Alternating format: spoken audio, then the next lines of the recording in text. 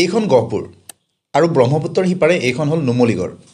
কেন্দ্ৰীয় চৰকাৰে ঘোষণা কৰিছে যে খৰচ কৰিব 18,600 কোটি টকা। অৰ্থাৎ এখন দলং হ'ব আৰু ব্ৰহ্মপুত্ৰৰ যিখিনি অংশ সেইখিনি অংশৰে হ'ব এটা সুৰংগ।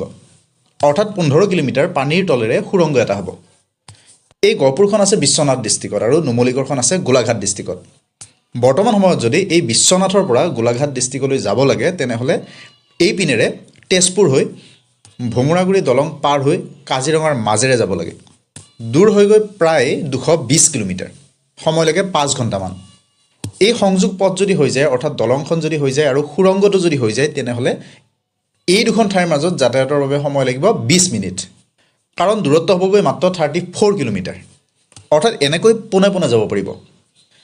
এইটো হ'ল ভাৰতৰ প্ৰথমটো এনেকুৱা এটা টানেল যিটোৰে ৰেল আৰু গাড়ী দুয়োটাই যাব পাৰিব। এই বিশ্বনাথ ডিষ্ট্ৰিক্ট গহপুৰৰ মাজেৰে পাৰ হৈ গৈছে নেশ্যনেল হাইৱে 15। এই 15 নম্বৰ ৰাষ্ট্ৰীয় ঘাইপথৰ পৰা এটা ৰাস্তা ওলাই গৈ ব্ৰহ্মপুত্ৰৰ ফালে আগবাঢ়ি যাব আৰু আন এটা ৰেল লাইন ওলাই যাব ব্ৰহ্মপুত্ৰৰ ফালে।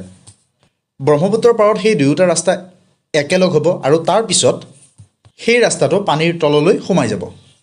যদি আপুনি গাড়ীখন চলাই কেতিয়াবা গহপুৰৰ পৰা সেই পিনেলৈ গৈ থাকে, তেতিয়াহ'লে আপুনি ক'ব নোৱাৰাকৈয়ে হঠাৎ ব্ৰহ্মপুত্ৰ নৈখন আপোনাৰ মূৰৰ ওপৰত আহিবগৈ। অৰ্থাৎ 15 কিলোমিটাৰ বাট আপুনি পানীৰ তলেৰে যাব লাগিব। আপুনি তেনেকৈ যোৱাৰ পিছত ওলাবগৈ গোলাঘাটৰ ফালে আৰু তাৰপিছত ৰেলৰ বাটটো বেলেগ পিনে যাব আৰু গাড়ীৰ বাটটো আন পিনে যাব। সেই গাড়ী যোৱা বাটটো সংযুক্ত হ'বগৈ নেশ্যনেল হাইৱে 715ৰ লগত।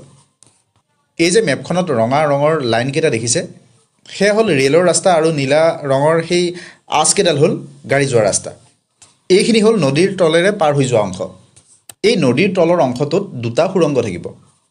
এটা ৰাস্তাৰে গাড়ী মটৰবোৰ যাব পাৰিব আৰু আনটো ৰাস্তাৰে ৰেল যাব। ৰাস্তাটোৰ আকৌ 500 মিটাৰ দূৰে দূৰে দুয়োটা সুৰংগৰ মাজত বাট থাকিব, যাতে ইমাৰ্জেঞ্চিৰ সময়ত ইটো সুৰংগৰ পৰা আনটো সুৰংগলৈ মানুহ আহ যাহ কৰিব পাৰে। সেই মাজৰ ৰাস্তাটো এনেকুৱা হ'ব। এই প্ৰজেক্টটো যদি সফলভাৱে হয়, তেনেহ'লে ভাৰতৰ প্ৰথম হ'ব তেনেকুৱা প্ৰজেক্ট।